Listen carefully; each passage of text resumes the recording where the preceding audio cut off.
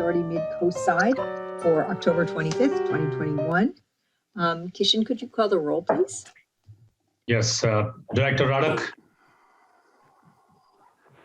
Here. Thank you. Director Lohman. Here. Director Clark. Here. Director Penrose. Here. Director Slater-Carter. Present. Director Dye. Can you introduce the other people here, and then can you give us a brief update on how the plant weathered this this amazing rainstorm we just had? Okay, I have staff with me, which is Tim Costello, Supervisor of Treatment and Field Operations. I have George Evans, our Field Financial Officer. Then we have Susie from our Administrative Department. I have Gabriel Aguilar, who is our lead operator, operations. And then I have myself, Kishan Prativadi, I'm the General Manager. And we have Jeremy Hungrais, our General Counsel. And to give you a quick update, Sam's staff did an excellent job over the past few days, and we had no overflows. We were able to withstand the storm, the severe storm which happened, but a little more detail will be presented at the manager's report. Glad to know that all went well. And do we have an anniversary to talk about today?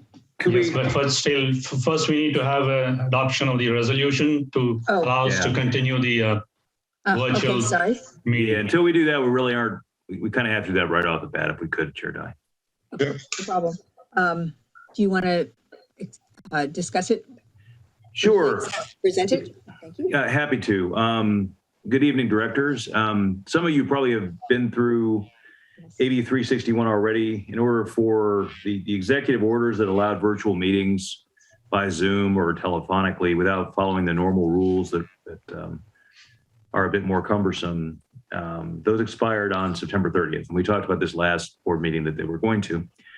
Some of you have probably had meetings already at your various agencies where you've done essentially what we need to do tonight, which is basically make certain findings regarding the continued existence of a statewide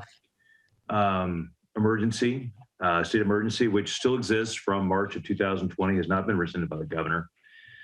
And once that's made, then you either have to make a finding that state and local officials have recommended measures to promote social distancing in connection with COVID-19, or due to the COVID-19 emergency, meeting in person would present imminent risk to the health and safety of attendees, and you have to authorize continued remote meetings for up to 30 days. Every 30 days, there has to be a new finding that the conditions that justify meeting virtually rather than in person still exist.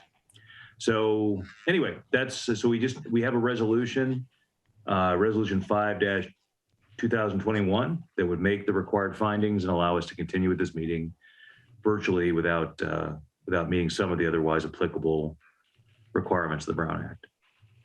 Would someone like to make a motion to approve that resolution? I move the resolution. All right, do we have a second? I'll second. Do we need any further discussion? Anyone want to discuss? All right, can we call the roll, please? Director Radek. Yes. Director Lohman. Yes. Director Clark. Aye. Director Penrose. Yes. Director Slater-Carter. Yes. Director Dye. Aye. Motion approved. Then, now we can move on to employee anniversary.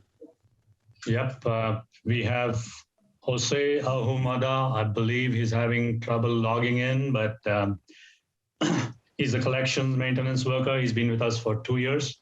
And I'll let Tim Costello talk a little bit about him. Tim, all yours. Yes, sir. Wait, I hear a bell. What was that? Oh, I see. So Jose's been with us for about 2 years now. He came from, he actually grew up in this area. So that's always nice to have someone that's, been in the area and is familiar with the area and kind of knows the terrain, knows where the streets are. So that definitely lessens the learning curve. He's a good worker, shows up all the time. He's always there when we ask him, whenever we need him for anything. Got his Class B license within the appropriate amount of time like he was supposed to. He's taken the tests. He's actually taken his next grade level of tests. He's a collections worker grade 1 right now through the CWEA, which is the California Water Environment Association. And he just recently signed up to take his grade 2 test. So he's excelling through that side of things, and he's learning the ropes. He's learning the districts, learning the lines, learning the maps. He's doing good. Everybody enjoys working with him. He's a good worker. Well, congratulations to Jose on his 2-year anniversary. We have a good worker. All Very right. good. Anything else? Moving on to public comment. Do we have anyone who would like to make a comment for an item not on the agenda? I heard somebody make a noise, but is anyone? Okay, maybe not. That was me. I was coughing. My apologies. Oh, I thought somebody wants it. All right. Seeing no hands up, we will move on to the consent agenda. Minutes, disbursements, and revenue expense report. Does anyone want to pull anything from this for discussion?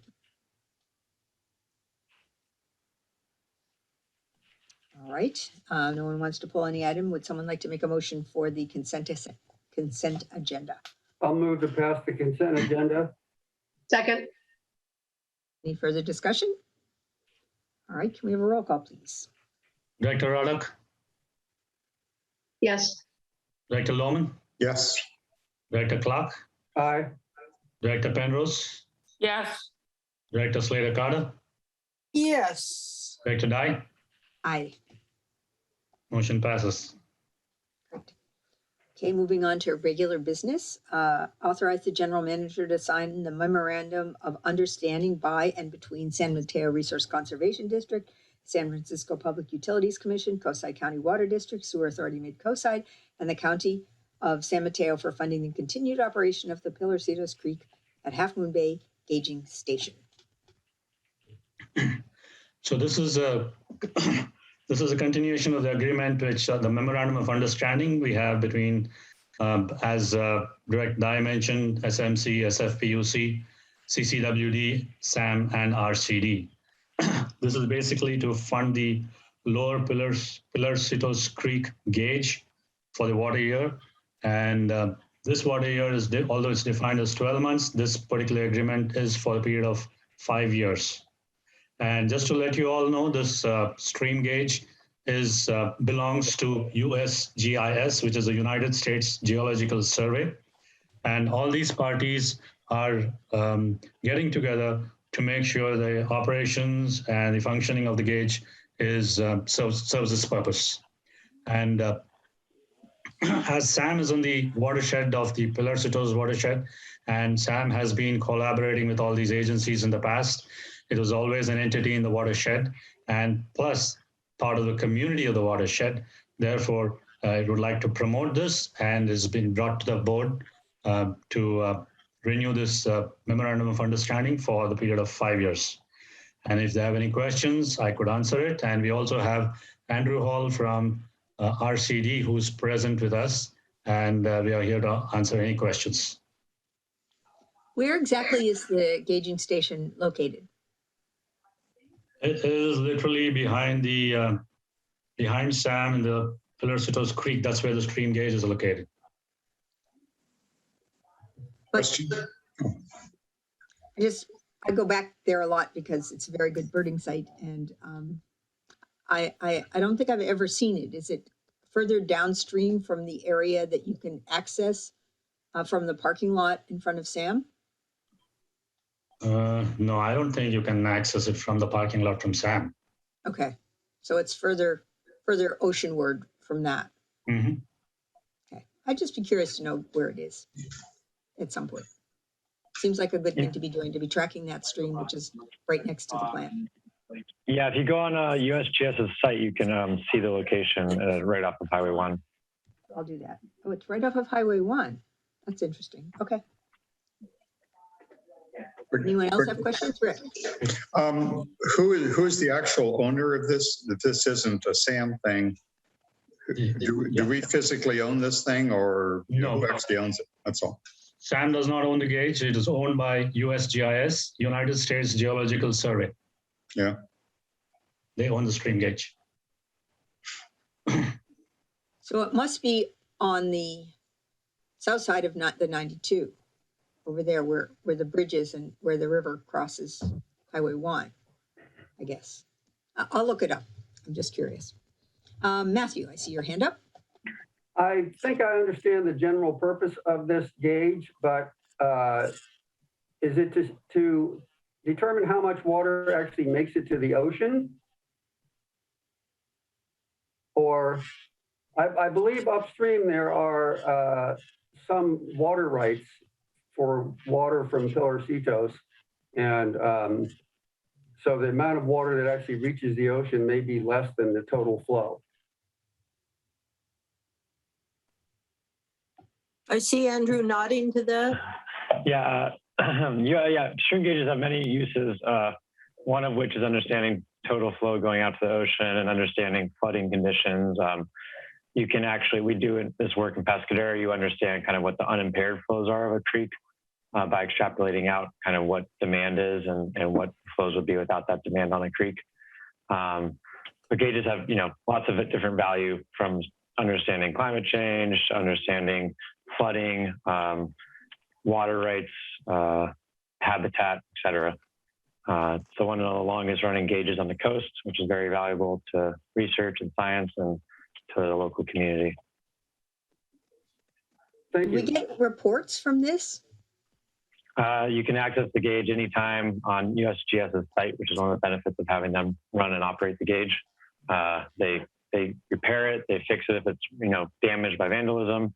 Having this group of entities fund it maintains the cost share with the federal government through the Army Corps of Engineers. And so without everyone's continued funding, the gauge would go inactive because there's not enough federal-based funding to keep the gauge active. Debbie, see your hand up. Yeah, so why is this of interest to Sam? I mean, I'm totally in favor of stream gauges. I work in conservation. I understand the need. I'm just wondering, why is this of interest to Sam to, provide funding? I believe it was initiated earlier in 2017, and the board had approved it because they wanted SAM to be a part of the watershed restoration plan. And since SAM is a part of the watershed, it got carried forward from 2017. We're just renewing the memorandum of understanding.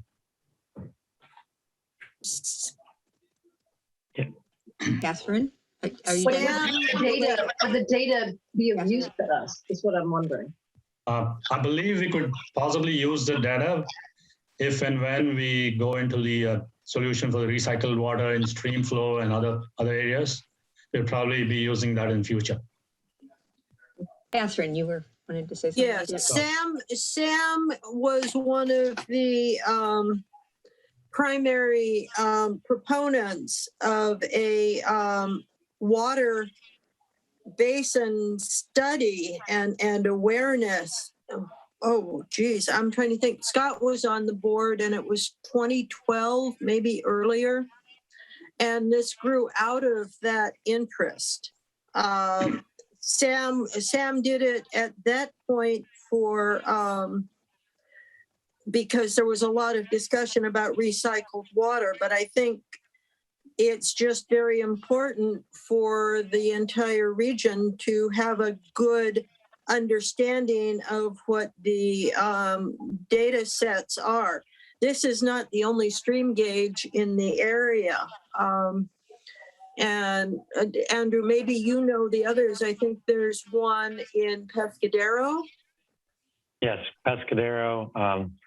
There's a private one on Butano. We're trying to make public. Upper, let's see, I think there's another one higher up on Pillarcitos. Isn't there one on San Vicente or Martini Creek as well? I think Arroyo León, maybe. I think hydrologics. maintains a lot of them. And they collect all the data and they use that data for a whole lot of different things that is valuable to the entire community. So since I move that we approve this, I moved this, and I say so because it benefits the entire community up and down the coast. And I think it's important for Sam to be a part of that water study and resource study and the benefits it gives us. Yes, I have one question with respect to it, which is that in the staff report, it was shown with various edits and reformatting and so forth. And does that affect, are we just accepting all the changes, or what is the situation there? Yes, the idea in attaching the track changes was that to indicate that our general counsel has already reviewed it, and those comments which have been indicated by our general counsel have all been accepted. So the motion could be approval subject to the additional changes indicated by the general counsel to be adopted. Looks like Deborah Ruddock has a question here. Still have a question, Deb? You're muted, Director Ruddock. I think maybe her hand is just still up. Oh. Do you have additional comment? Okay. So wait, the corrections, so are we approving it, or are we going to approve it subject to an agreement among the various parties as to changes requested by Sam? Yeah, since track changes have been attached, you could go ahead approval subject to the changes recommended by our general counsel to be accepted. So does then, if they don't accept them all and there are further changes, does it have to come back to us? No, I'm telling you now that they've all been accepted. It's only that I attached the track changes. So all the parties concerned have accepted the changes. Okay. So the board could proceed in one of two ways here if they want to approve it. They could just approve it outright with the representation by the general manager that my concerns have been addressed, and I'm comfortable with that.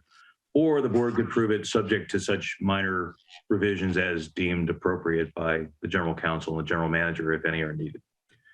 Either way is fine with me. Okay, Catherine, you made the motion. How would you like to? I made the motion. Let's just approve it with Jeremy's suggestion about the changes. Doesn't sound like there are going to be any changes, but let's just leave that open. Okay, is there a second to that motion? I'll second it. Okay, any further discussion? Can we have a roll call, please? Director Ruddock? Yes. Director Lohman? Yes. Director Clark? Aye. Director Penrose? Aye. Director Slater-Carter? Yes. Director Dye? Aye. Motion passed.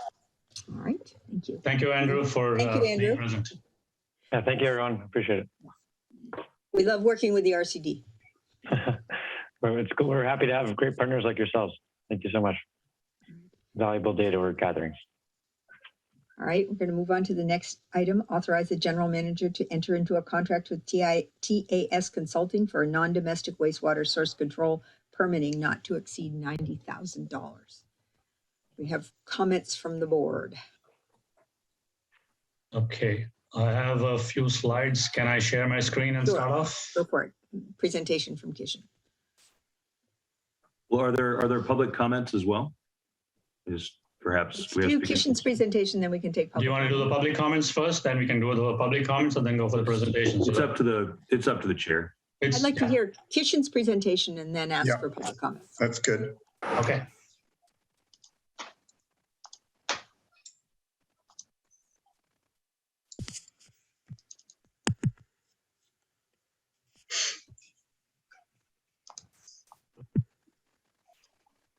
Can you see my screen?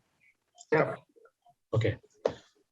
Very good. So we're talking about this non-domestic wastewater source control permitting program, which we've started earlier. And just to give you a timeline of what has been happening over the past couple of months, in 9/21, September 21st of this year, the member agencies agreed that SAM would administer the non-domestic waste source control program for 1 year. And they said after 1 year, the member agencies would probably consider it, whether they would like to take it themselves or whether SAM should continue. So based on that, staff brought it to the board on 9/23, and the board agreed to have SAM proceed with implementation of this as outlined in 2-94, the resolution which was adopted in 94 by all the member agencies. Subsequently, as of today, which is 25th of October, SAM started proceeding with the phase 1 of the non-domestic waste source control program. And we have a consultant who's been actually visiting the establishments, and this is all with prior authorization. This is nothing to do with the existing authorization that we are talking of today. So please don't be under the impression that we started this activity without authorization. This is under prior authorization. So this is started today, the latest date sample, which will be collected at a later date. But it all boils down to this one, which we talk of, the NPDES permit. SAM NPDES permit expires on December 31st, 2022, which is next year. And as a part of this permit, we are required to file the waste discharge requirements by April 22 of next year, April 5th of 2022 next year.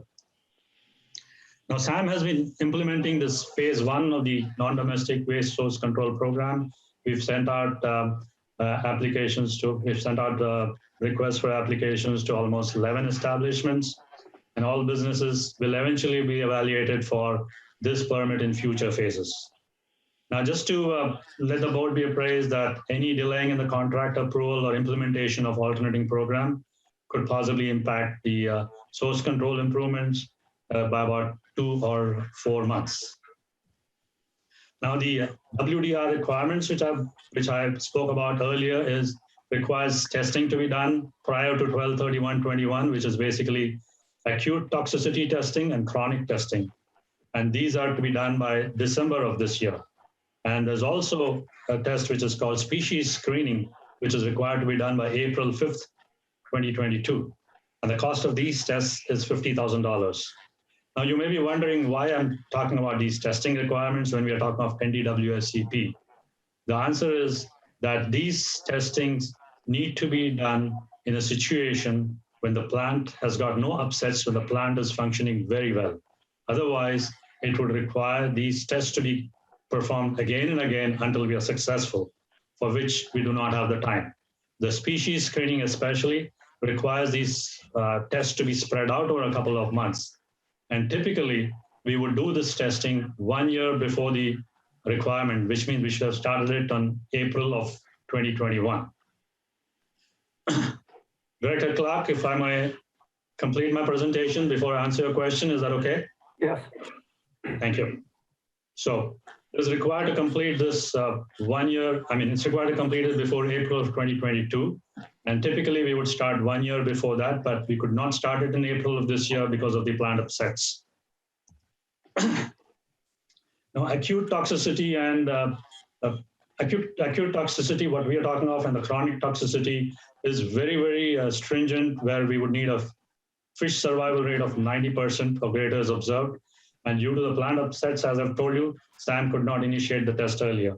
Plant violations stopped only in the month of August, and that initiated us to go ahead and start this testing. As a matter of fact, right now we are doing the acute and chronic testing, and the species testing is going on in the plant.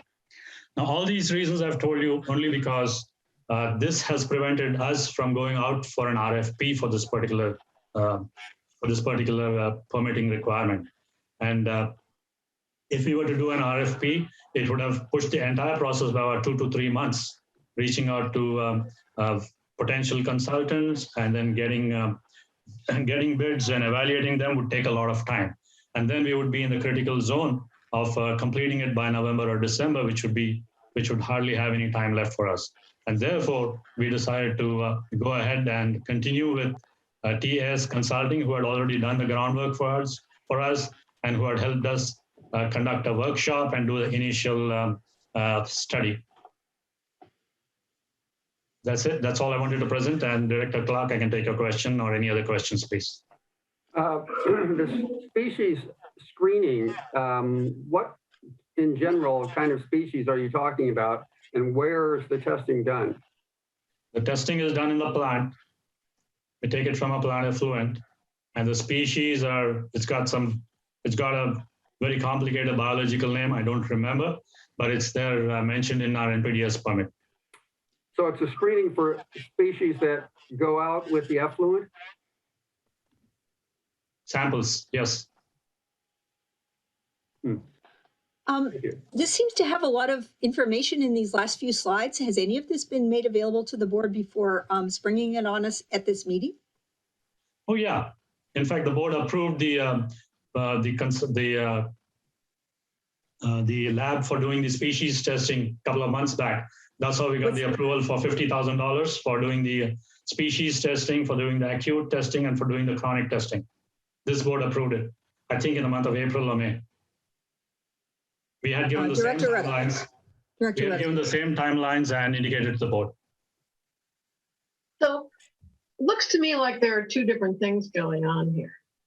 There's the sort of SAM general permit testing that we need done. And then there's a non-domestic wastewater permitting of dischargers, right? There's two different things here. Yes, you're absolutely right. Thank you.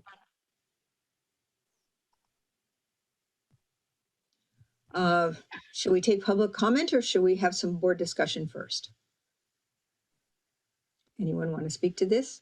Well, I have some Well, I will bring something up. I was still talking, Catherine. I'm sorry. You asked if anybody had a comment, And then and I I said, took you up on it. And then you started talking. That's fine. go ahead. Okay, go ahead, Catherine.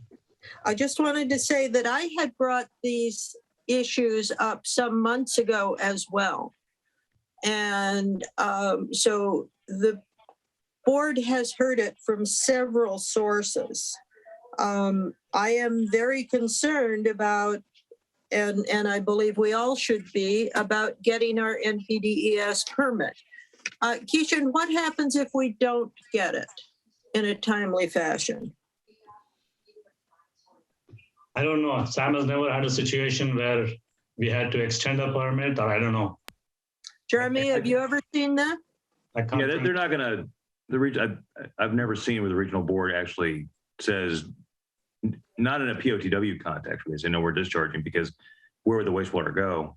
What you'd wind up with is potentially a cease and desist order, where the cease and desist order says you can only discharge under these limited conditions, and you have X amount of time in order to be able to meet the requirements. And so that would be the most likely scenario, would be if you couldn't meet the regional board's requirements, cease and desist order, time schedule order, or some other enforcement mechanism that allows for limited continued discharge while the problem is whatever problem it is being addressed.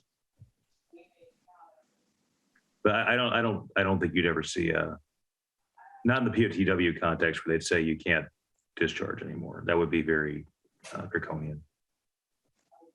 Well, I have some analysis I'd like to present, because this proposal includes essentially $45,000 to deal with 10 permits. So $4,500 per business that we are looking at. Can I share my screen? Sure, you can. Yes. You may share your screen, please.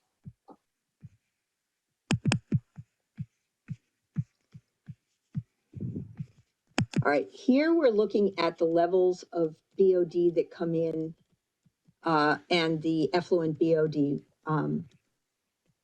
Most of these, the plant has been, since 7/27, has been able to handle them. I only have this through 8/21, but we have influent BOD at 3s, 4s, 5s, 6s, and primary tank BOD, and then we have the effluent BOD. We've been able to manage and keep it down. The issue that I want to talk about is the fact that we are targeting these businesses that could not possibly be the source of the BOD. So here are some assumptions that we're making. The average treatment flow at the plant is 1,350,000 gallons. The average flow from the Princeton pump station is 100,000 gallons. The average treatment plant BOD with Princeton is 400, and the average treatment plant BOD without Princeton is 380. The Princeton average BOD, and this is November through May, we're using, is 655, and the Princeton pump station flow as a percentage of SAM flows we know is 7.4 because that was corrected on the thing. So when we're looking at the BOD calculated BOD is 400, and it seems like the plant can handle that just fine.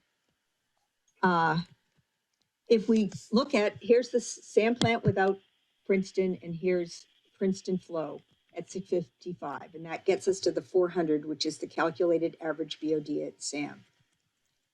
Now, if we add the breweries in at 5,000 BOD for multiple breweries, it increases the BOD at the plant by 9 points, a negligible amount. And then if we go even further and look at the amount of water that they use, which is what we use to determine how much flow they are putting into the system.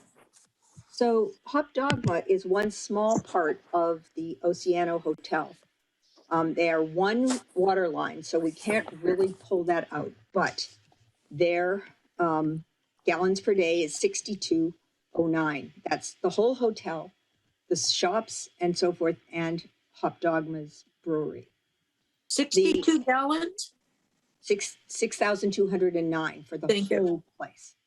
And then for the HMB restaurant and brewery, the whole place is 3,455.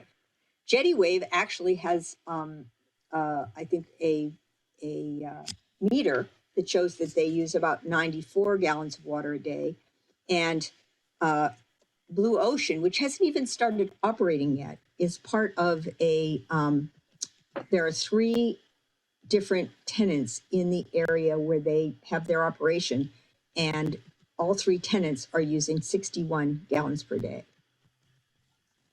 So if we go down and look at this and we say, okay, let's say that, oh no, one more thing I have to talk about.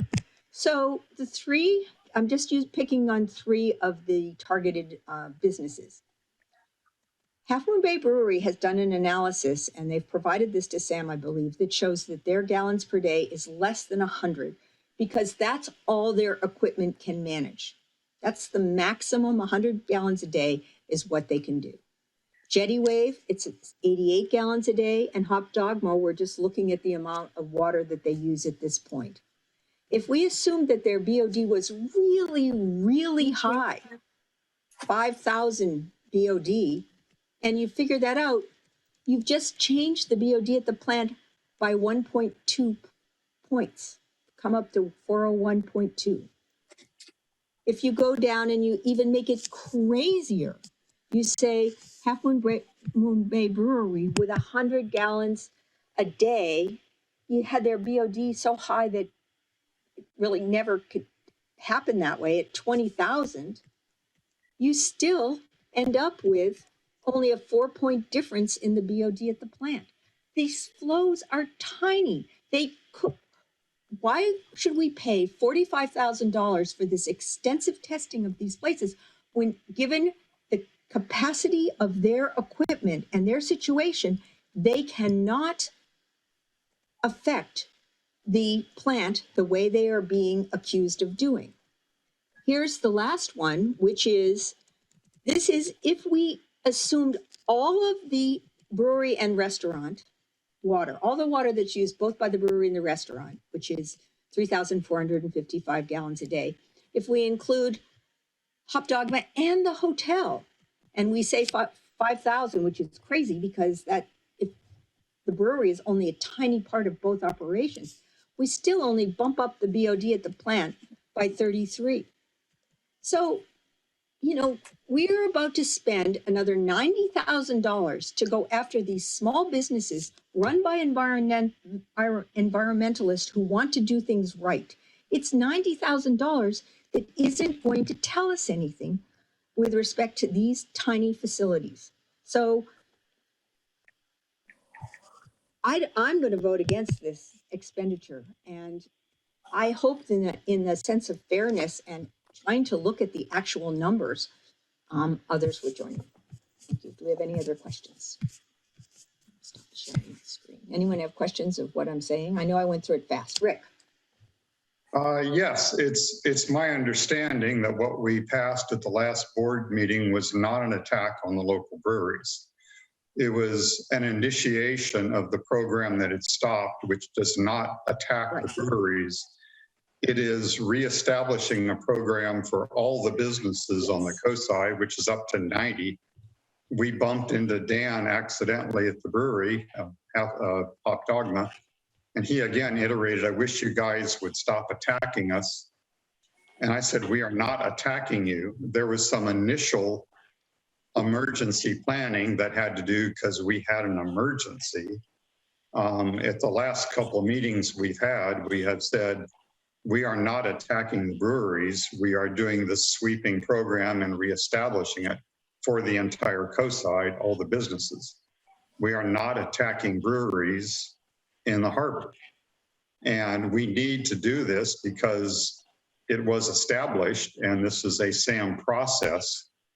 And if the standard process we go through shows that people are not polluting, we're not going to be, I mean, Dan said, I can't afford a $1,000 test every month.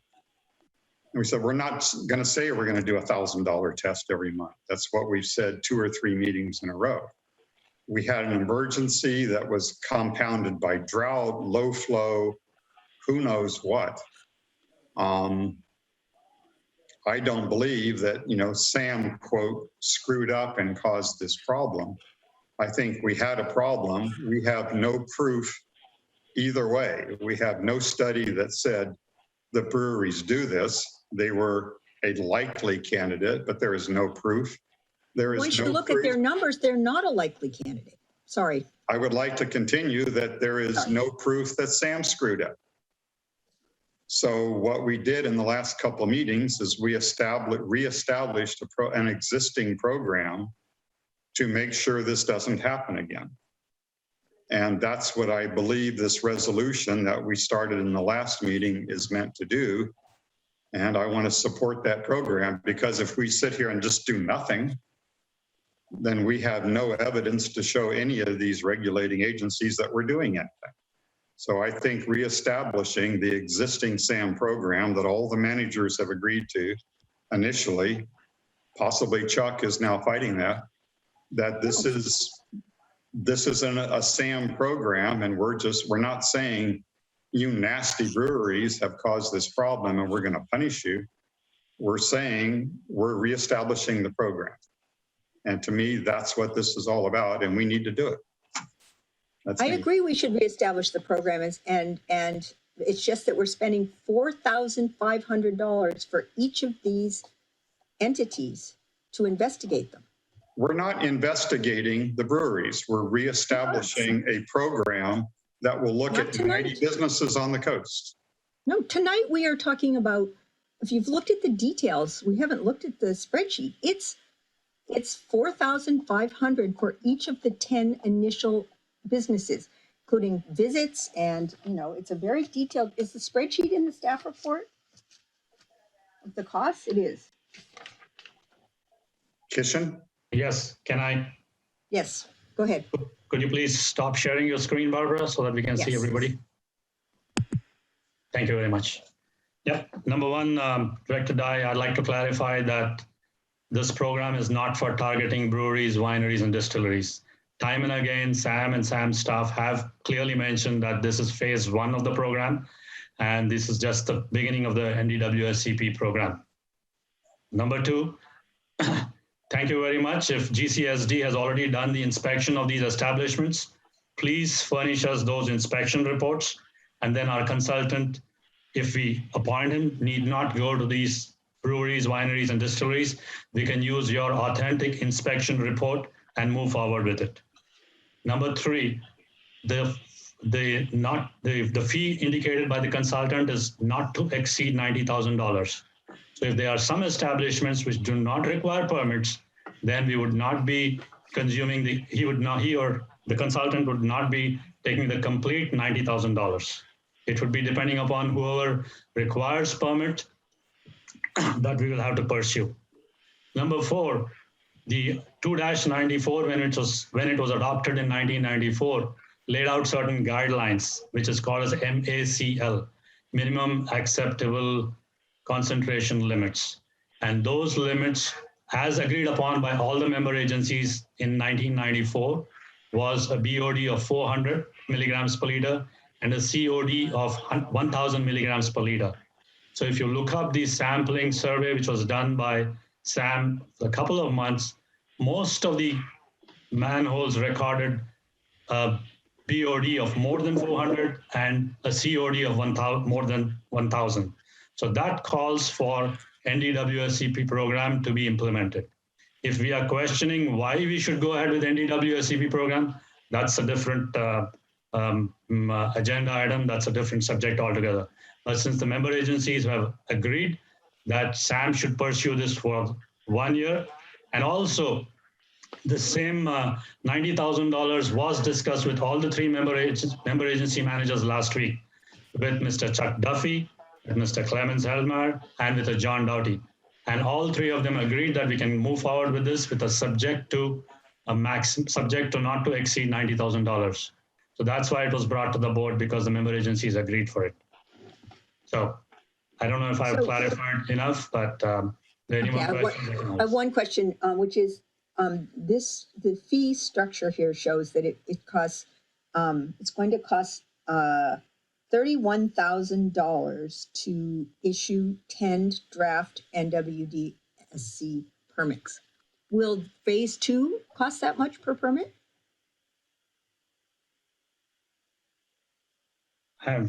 That's kind of difficult to answer. It depends upon the establishments which we are going to pursue at that point of time. But that'll be brought back at a later stage.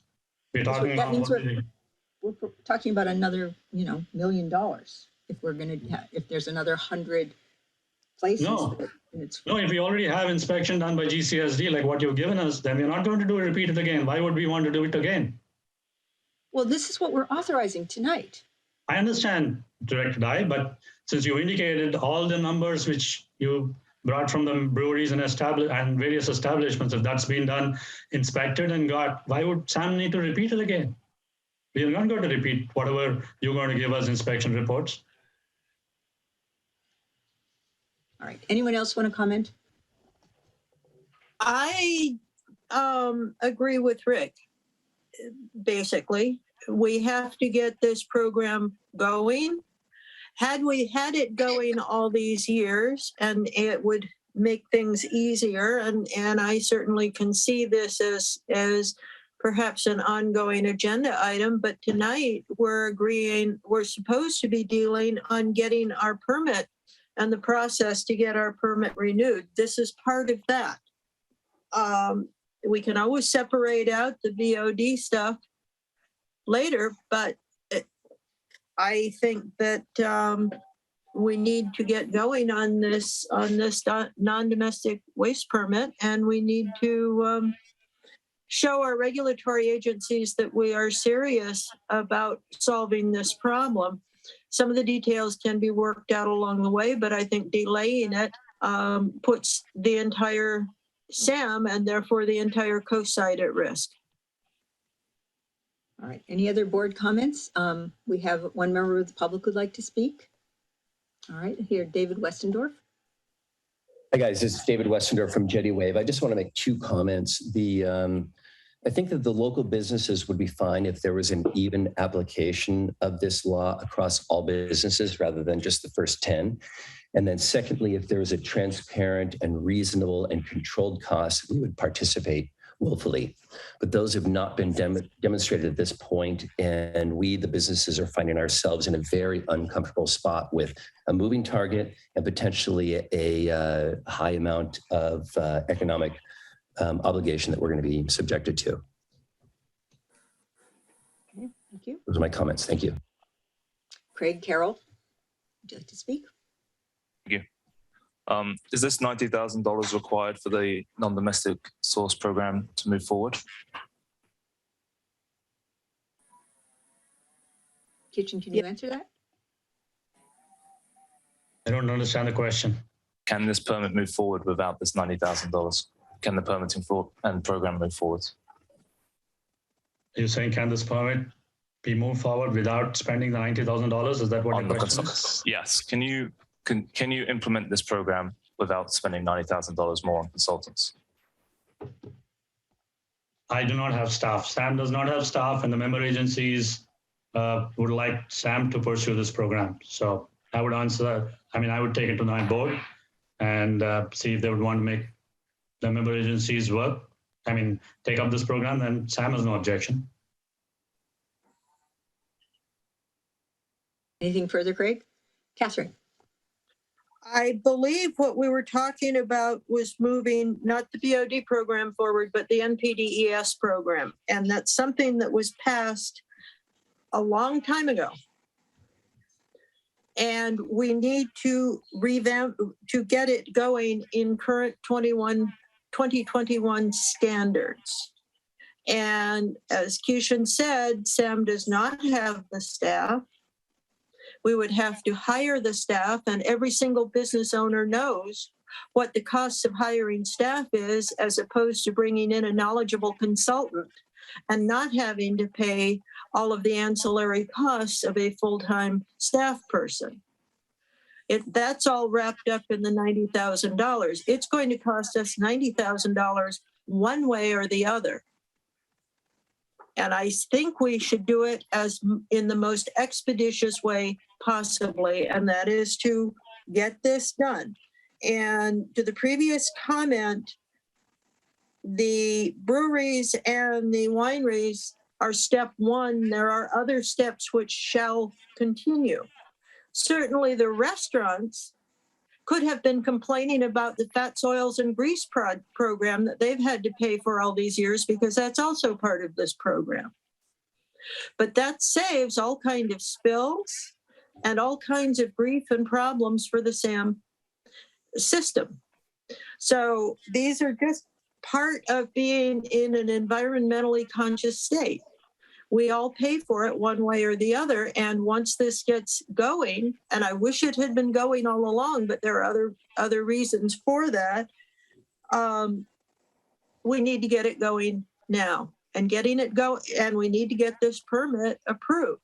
Yeah, maybe we can take another year to get it done, but prices aren't going to go down either for staff or for consultants. Inflation is at an all-time high right now, and we're going to be seeing prices moving up. So if we stall, the prices will only go up. Thank you. Director Reddick. Well, I have to admit that I watched the video of the last Granada Sanitary District meeting and saw PCSD director's presentation, and I found it very compelling, and it just made a lot of sense to me. So it's unfortunate that somehow we've conflated the breweries and distilleries with a problem that very well might just deal with our processes at SAM. And, you know, the implication being that there may have been something that be switched from basins 1 and 2 to 3 that may have precipitated some events. I just think that, in my mind, looking at that stuff today, raised enough issues for me that I would be willing to move forward the part of the scope of work that deals with our general permit, doing the toxicity testing and stuff. But Chuck Duffy's report has been compelling enough to me that I would want to delay the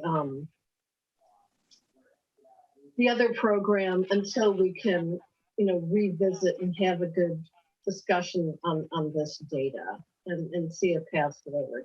I would be very reluctant to institute a program after we, you know, sort of poisoned the well by conflating, you know, influence with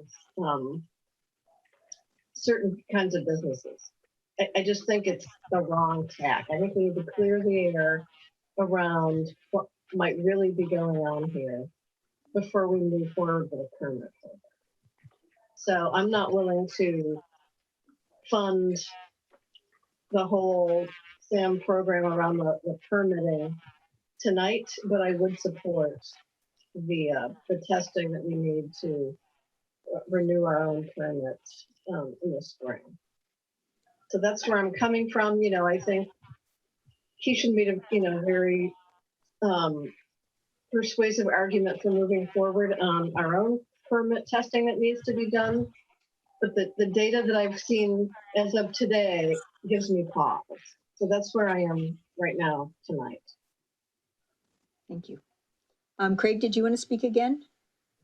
If you don't mind, just a couple of things. I think it would absolutely be better to hire somebody and keep that money in the community than to spend it on consultants. It would also allow Sam to build the know-how, how to do this regularly. And it certainly wouldn't cost as much to a business. This 90,000 is only for the first stage.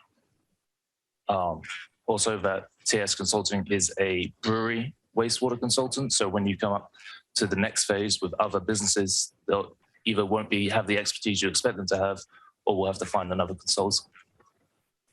And again, it would be great to just keep that money in SAM.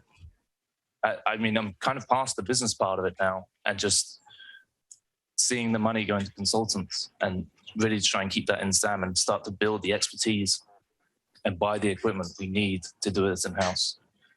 My final comment would be that, again, not against the program.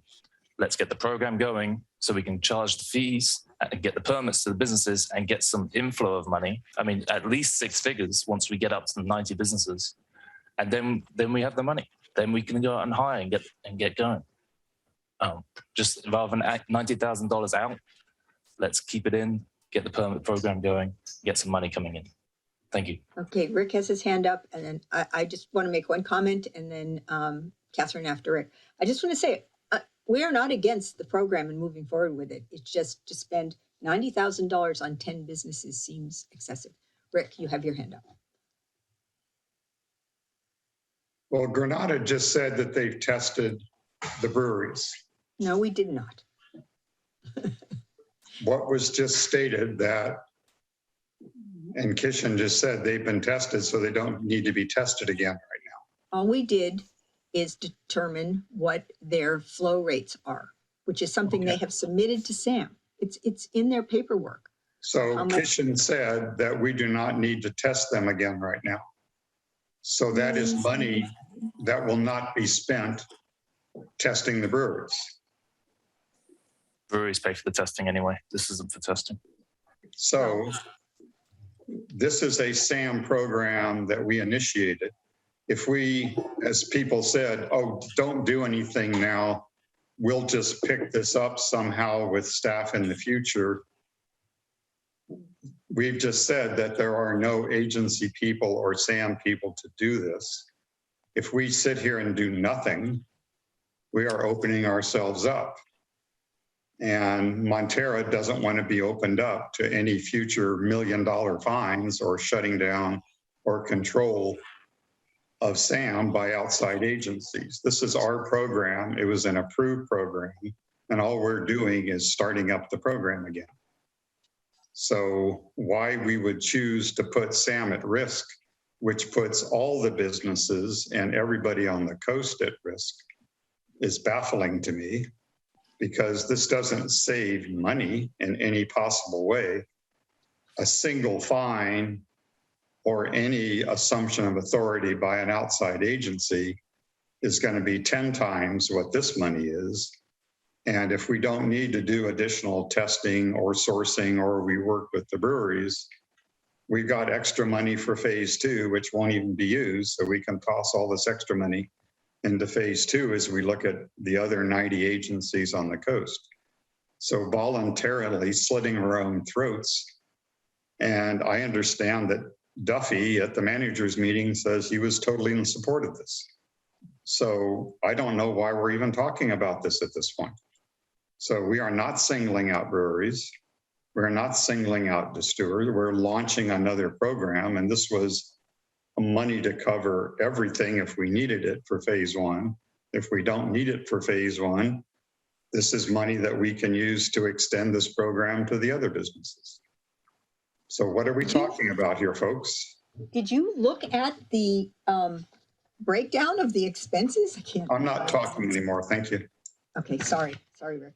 But can I just ask, did you look at the breakdown? This is not moving forward the whole program. This $90,000 is for 10 permits. If we have extra money and we don't use that, I would hope that Sam would be smart enough in the agencies to use this money on the continuation of the program for other agencies. So we approve it for this and then, but say if you want to use it for something else, that's okay. Maybe the agencies who don't want to do this, if we get fined, would be willing to sign up now and pay for all the fines that we might possibly incur by not doing anything. Okay, the next person is Matthew had his hand up, and then Kishan, did you want to say something? Yes, please, after Director Clark. Well, first, we've been conflating two different things. Director Ruddock brought this up as well. The NPDES permit, the overall permit for SAM to discharge into the ocean, and the non-domestic waste source program. So let's remember to keep these two things separate. And I don't think there's anyone here who's against keeping our permit for the overall functioning of the system, nor anyone who's against the non-domestic source program being restarted. We have no idea, at least we've never gotten an explanation of why that program was discontinued, as is again stated in the staff report here. And I want to point out that it was the non-domestic program was initiated in the 90s with that resolution, and then it was run by SAM and until 2014, and the member agencies didn't go out and test. SAM handled the whole thing. SAM had fewer employees then than SAM has now. And so I don't know why SAM can't continue to do this program. It sounds like what we're setting up here is a perpetual consultant arrangement to have outsiders come in and do the non-domestic program from now on. And it's going to be very expensive. If the figures for these locations have any kind of indication about the literally maybe a couple hundred other locations throughout all the member agencies, then we're going to exceed SAM's budget just doing this one program. I also note that the staff report says that several general locations were found that exceeded SAM's maximum allowable concentration limits. Well, general locations, but only a very few locations are actually being investigated and given the opportunity to register for the revived program. So we have to keep in mind that this program has to spread throughout the SAM service area. And if it's anything like what the cost is so far, I don't know how we're going to be able to do it. I'd like to know how many, I really like to know why the non-domestic program was not not done after 2014. And I'd like to know how many upsets there have been at the plant and what the causes were since that program was discontinued. Sam has to have the records that contain this data. And we'll see, how bad did it get? Is this really anything like threatening our general outflow permit? I don't think so.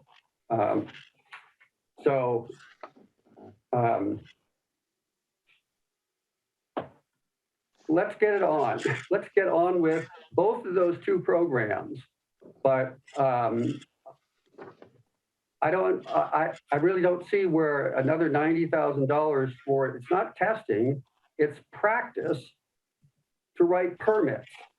And then we're going to expand it to everybody else in the entire SAM service area.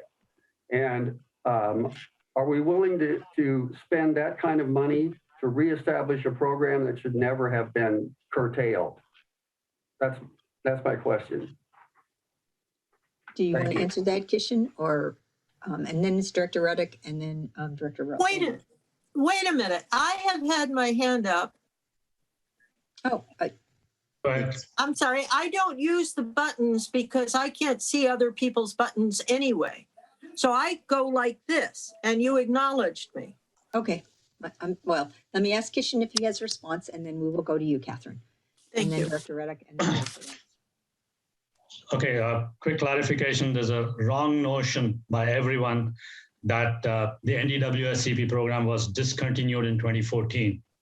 The FOG program continued always and is still in place. In fact, just last week we finished FOG program of 28 establishments in GCSD and MWSC areas, and FOG program of Half Moon Bay is being done by them, and it's being done for the past so many years.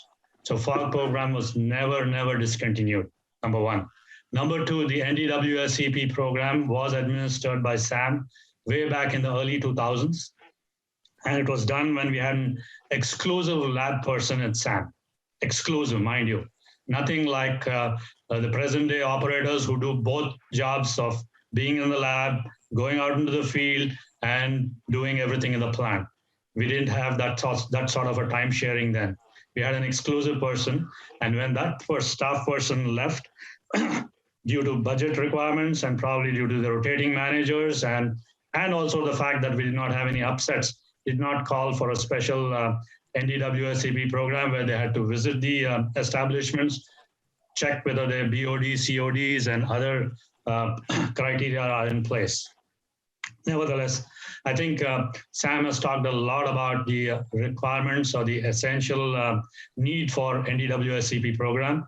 But if the board would like to move forward and not fund this particular program as of today, then I would request that the SAM board I would request that the board reaches out to the member agencies, and member agencies can go ahead and administer this program. SAM has absolutely no objection. We'll be very glad to part with whatever information we have.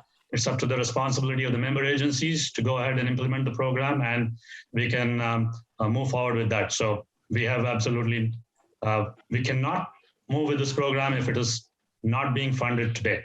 That I'd like to make it very clear. And we have no objection if the member agencies take it from here and move forward with it. Thank you very much. Okay. Catherine. Several things. How long would it take to train somebody to be a lab person, and how much would it cost?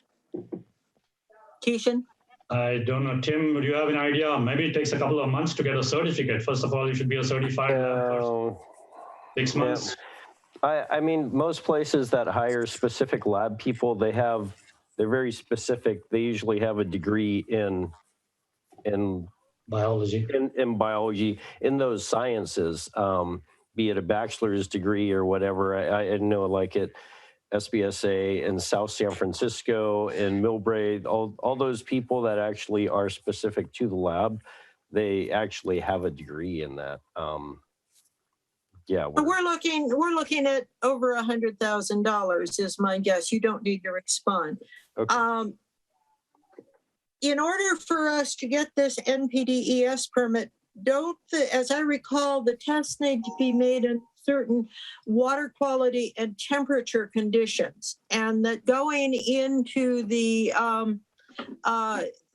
different weather patterns and temperature patterns for the SAM plant, if we slow this progress down, we are leaving ourselves to a position where we can't complete what we need to do for the permit. Am I correct? Was that for Keishan? me or Kishan? Yeah. That's for Go ahead. Keishan or you? What was that, Keishan? Tim, you can answer that question. Oh, well, we've, as Kishan pointed out, the acute and the chronic testing is part of our MPDS testing, which we've already initiated. It's the species screening is the next phase that it's actually a 3-phase test. And we're in the first stage of that test right now, and then we'll be in the second phase and then the third phase. But I mean, these things we're already moving forward with these tests. The MPDS, the acute and the chronic toxicity had to be done by the end of the calendar year because it's part of our permit, right? The species screening is part of the next permit, the one that's coming up. And they need time to do all the screening and then evaluate the results and then package everything so that we can bring it to the water board when we apply for our next permit. And that's a proceeding. Pardon? That's proceeding now. Yeah, we already have the approval for it, so no problem. Good. Okay, I think Okay. that I'm not done. okay. Just going to Thank you. clarify who's coming after you. Thank you.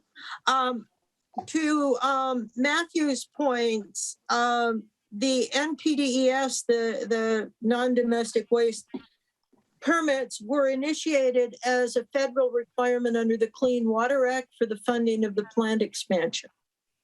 It's very clear in the resolutions and in the language that we have been presented that was a requirement. We did have a chemist who was able to do that.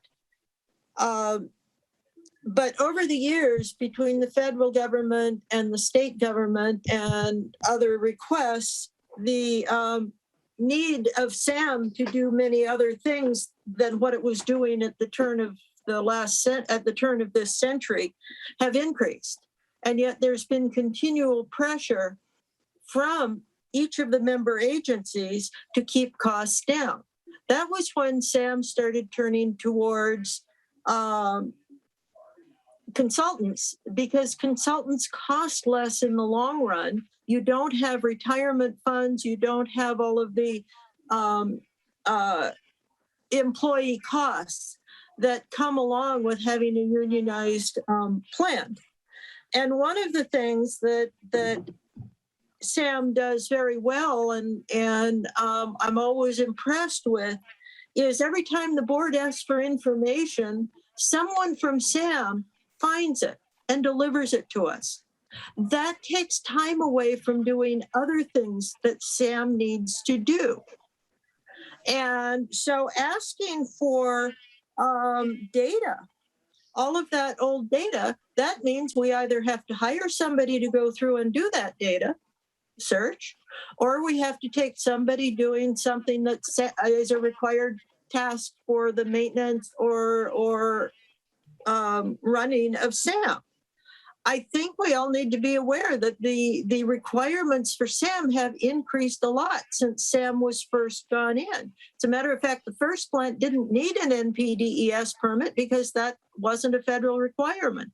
Now it is. Now we have incredible requirements on SAM, and the ones that are coming down for the state in terms of Jeremy, you can give me all the different acronyms for it that in the not too distant future we're going to be have to be testing for and trying to figure out a way to get out of our waste stream, even though they should, much like this BOD, be handled as a source control rather than having the plant control it. It's very, very, I think it's important to get this program started. It shows the regulators we're following through. And as I said before, if we had been able to keep it going through all the different managers and problems we've had, we probably wouldn't be spending this now. But this is money that would have been spent way in the past too. It takes money to get this back in line. But we have been doing the part of the NPDES program, and Half Moon Bay has been doing their own, but Grenada and Montero rely on SAM to do our fog. And that is part of this NPDES. But in closing, I will say that, in my opinion, MWSD is willing to pay what we need for this program. But if it gets delayed and there's additional fines and costs and fees and so on, we're not going to be paying for it. And I will be asking our attorney to draft that. Grenada can pay for what they want to. Thank you. Okay, I think Director Roddick, Lohman, and then Clark. Yeah, I don't like that we have combined both the NPDES and the non-domestic waste permit program in one contract. I think somebody said it looks like we're just setting up another consultant to position themselves as getting a repeat contract. So again, I would be happy to support a motion that would move forward on the tasks specifically for the NPDES and defer any expenditure starting the non-domestic waste discharger program for the time being, while we sort out, what is the most, effective approach and how we can do it more cost effectively. Maybe we need to take that piece and do an RFP and get, competing proposals or something like that. But, I certainly don't want to jeopardize the general permit and want to move forward on that right away.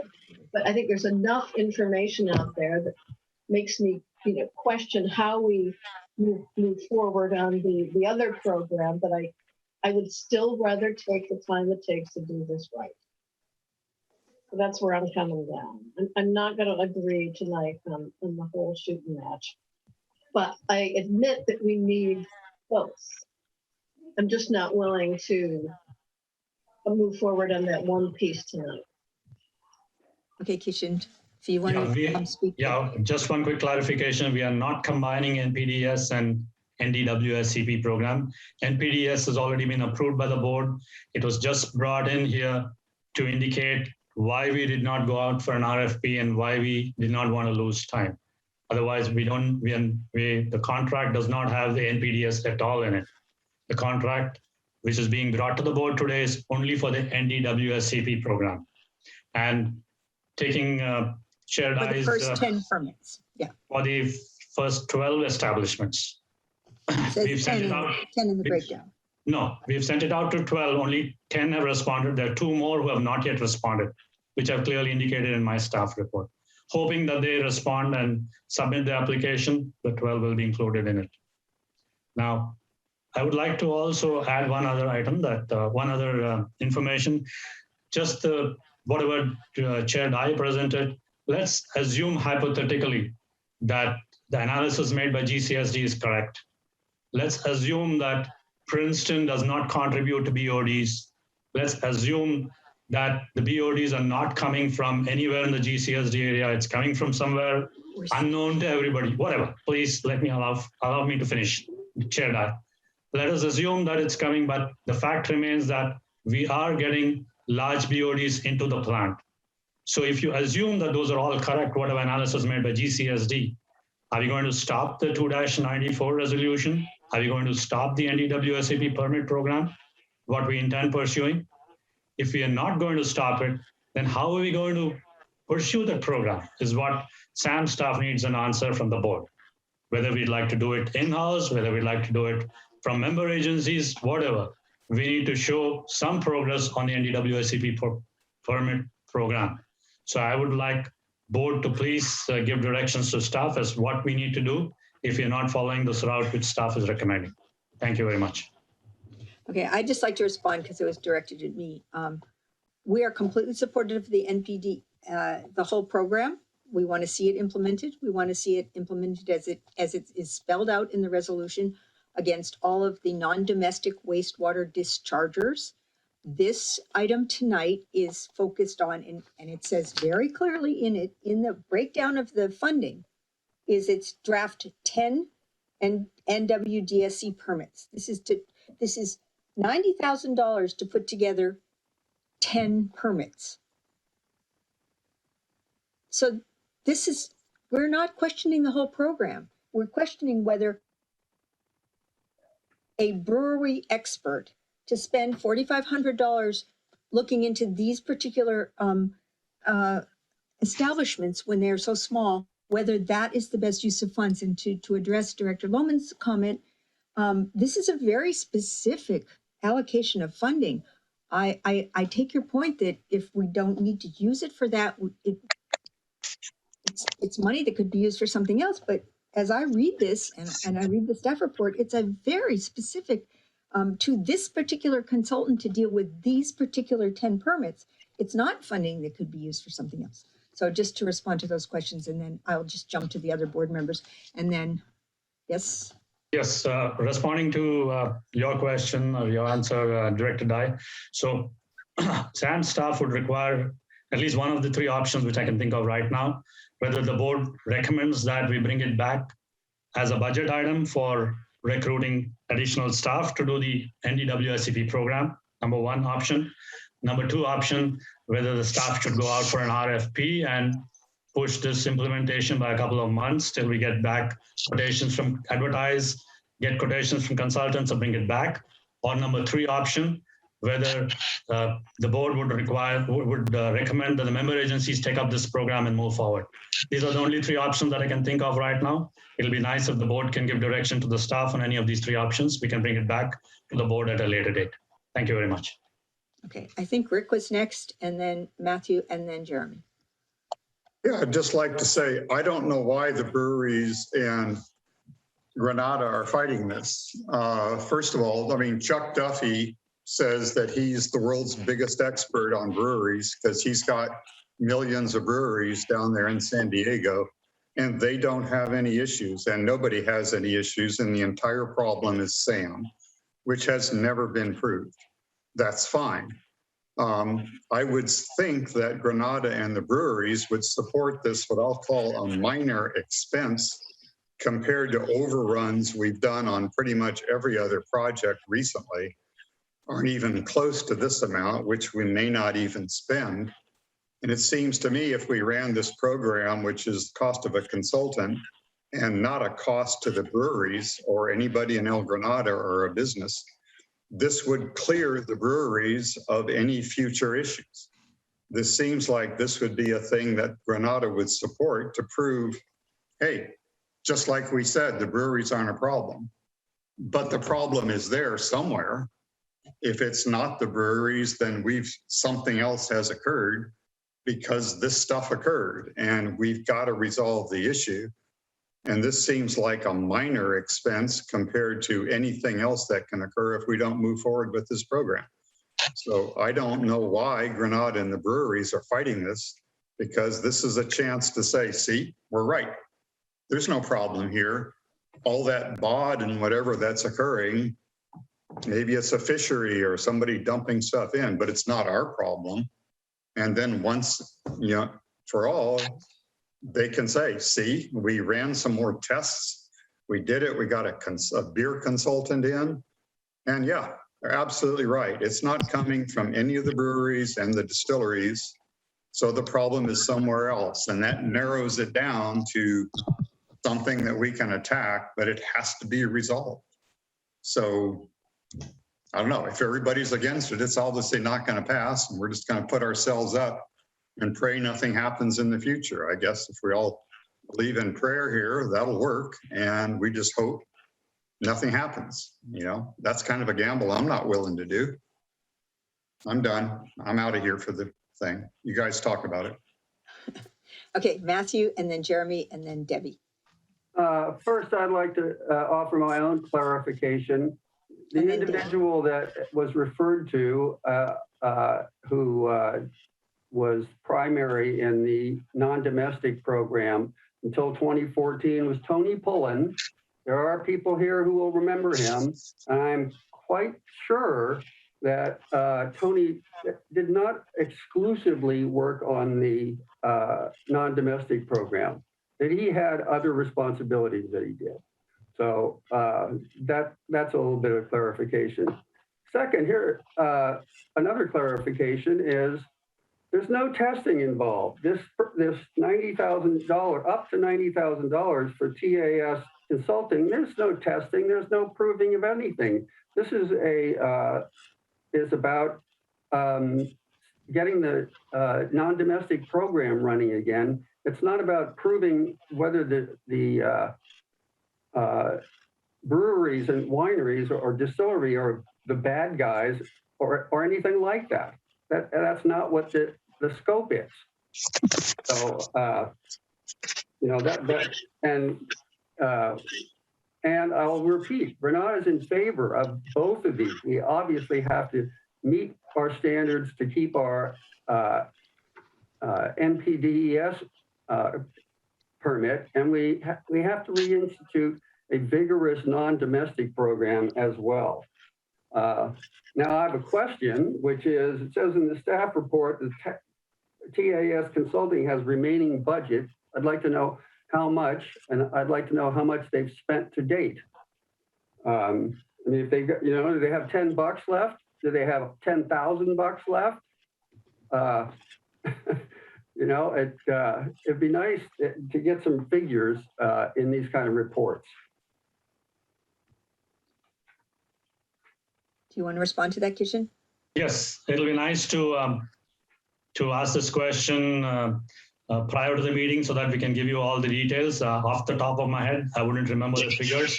It's definitely not $10 or $100, and it's definitely not $10,000 too. It's somewhere probably $6,000 or $5,000 or something like that. That's just going by memory. I don't. That's fine. I don't know for sure, but I know it will cover just adequate costs for just going to the establishments, gathering some data. That's about it. But and that's clearly mentioned in the spreadsheet too, that prepare surveys and distribute all that has already been approved. This task is complete, and the remaining is what we want approval for. Okay. Jeremy, and then. Okay, thank you. Just a couple of notes. One, the Kishan mentioned as one of the options, we could have the member agencies run the non-domestic source control program. That would likely require, it would definitely require amendment of 2-94 for some clarifications, which could be done. Also may or may not, depending on how it's done, require amendment of the JPA agreement. Also, just reference the JPA agreement specifically requires SAM to implement an industrial source control program, which has been defined to include non-domestic sources. So right now, without a program, it's arguably in contravention of the JPA agreement, although, what does implementing a program mean? I guess that people could debate how robust that is. That's an internal requirement of SAM by the JPA agreement. It's not something that currently is required by the NPDES permit, although I do know the regional board has been watching our meetings, so I don't know what happens on the next cycle, but it may or may not show up anyway. But right now it's a requirement of the JPA agreement, if nothing else. Thank you. All right. Director Reddick, then David Westendorf, and then we should have a motion. I just want to note that I'm not in favor of hiring staff to do this, at least not now. Until we see what the program demands are. So that option is eliminated for me. I'd like to hear more from the public members who've raised their hands before saying much more, but I would basically come down for consultancy, but I think that needs to be managed very well. And I think the price currently seems awfully high for me. Well, we have someone here to speak from the breweries. David Westendorf from Jetty Wave. Yeah, I had my hand up in response to Rick's comments. It may scratch upon Deborah's as well, but there are three reasons why the local distilleries and breweries are against this. Number one, there's no empirical established causality. There's no way that these small businesses with the discharge footprint that we have could possibly lead to the spikes. We do deal in high BOD, but the volume that we generate is not even close to scratching the surface of the problems that you guys have faced. So the problems are coming from elsewhere. And that to us is a fact. The second point is that we have been singled out of all of the hundreds of businesses that are in Half Moon Bay. We have been singled out to be the first to and the first required to participate in this. We are not aware of the full extent of the businesses that are going to be targeted. We're not aware of the costs that we will incur. So to us, you have no transparency, singled out, and not directly related to the cause. So we do not feel like we're active participants in this, and we don't want to be part of the victimization in paying for this until we have an established program with understood costs, and it is gone to evenly apply to all businesses. Your hand's still up, Debbie. Did you want to say something further, or is your hand still up? I get what Mr. Westendorf is saying. You know, it looks like we're sort of piecemealing the program to get it off the ground, rather than scoping a full program with the full universe of potential, dischargers, so that the cost, that the pro rata cost will be understood better, at least the estimated pro rata cost to implement this program. So, it's kind of like, we're looking only at one piece of the elephant right now, and we're asking the brewers and distillers to buy into this program before we actually have a fully scoped and understood and transparent program. Mm-hmm. So I get where they're coming from. Mm-hmm. All right, Craig Carroll and then Director Penrose. Thank you. I'd just like to have more understanding on why we can't proceed with the program if the $90,000 isn't authorized to TAS. I met with TAS Consulting this morning, and I'm to pick the lab and I'm to pay for the lab. And Sam is going to be the one who comes when we do the testing to monitor the testing. So why can we not proceed without TAS? Also, what happens after the $90,000 is spent? What then? Thank you. Director Penrose. Yes, I think Director Ruddock really stated what my thinking is on this. I am unhappy with the idea of determining what a phase one of a program, which is going to be much, much larger than phase one. It's going to be many, many more businesses that we're looking at. We have no understanding of how we're going to proceed, who's coming next, and what the cost is for the entire program. Those are the kinds of things we need to know before we start any program. So I would like, I can't vote in favor of this part of it. Right. I think I would like to make a motion that we bring this back to the next meeting, that board members submit questions and that we try to resolve some of the outstanding issues. I think we're all committed to having an effective program. I understand that there are time constraints and difficulties, but it seems like 2 weeks is probably not going to, send the whole thing tumbling down into the abyss. And we can perhaps work out a program that will satisfy all of us. So I would like to make a motion that we bring this item back in 2 weeks and that we endeavor to answer questions that have been raised by the public and some board members. Before we do that, Dr. Chair Lohman, Chair Dyer, sorry. It's okay. We all look alike, I know. Yeah. how do we, I don't even know what questions to ask right now. And one of my questions is how many businesses we're talking about? How do you phase them? Why are you phasing them? Until we have much more information, and I don't know how we get that information. I don't know enough about a program like this to know what the information needs to be. So, and if we come back in 2 weeks, I'm not going to have any more answers, only questions. Well, I know we can solicit questions from board members and the community, and I volunteer to work to try to pull them together and get answers in a program that will help us create a discharge program that we're all happy with. Kishan, did you want to speak to that?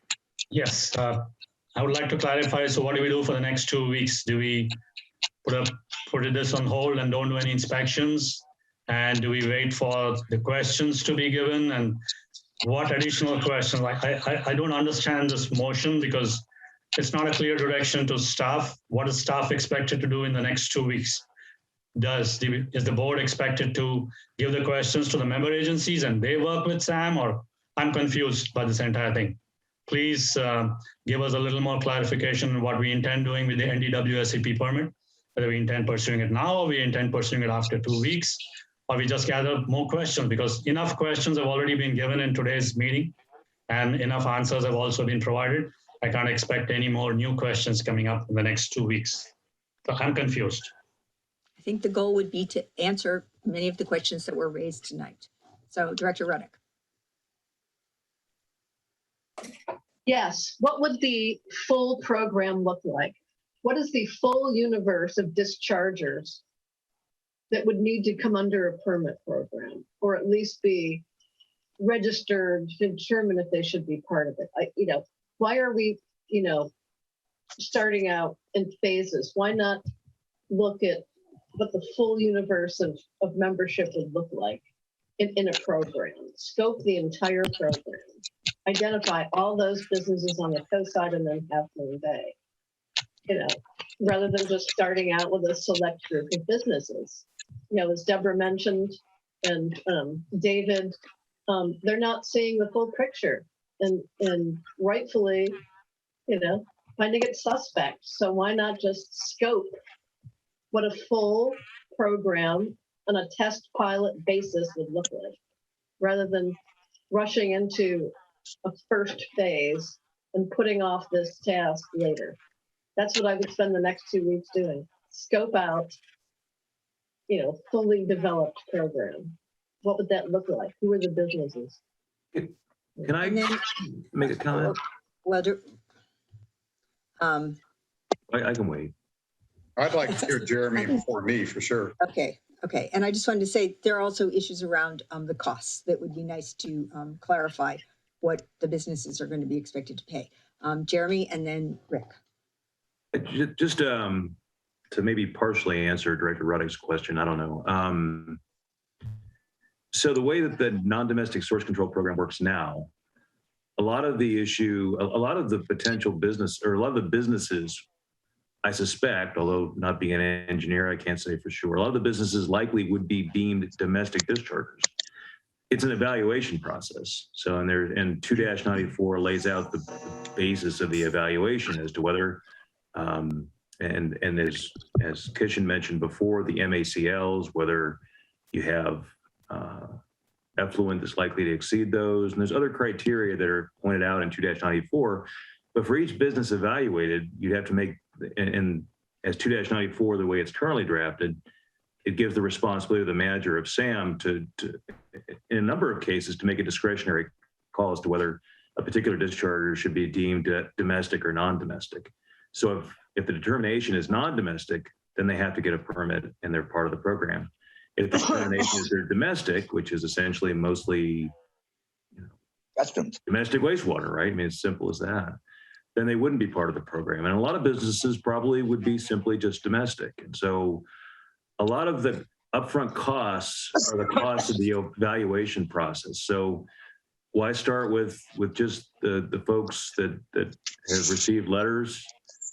And I think it was just an effort on the part of staff to start somewhere with people who, at least according to some of the literature, are known to have high BOD, but you could do it differently.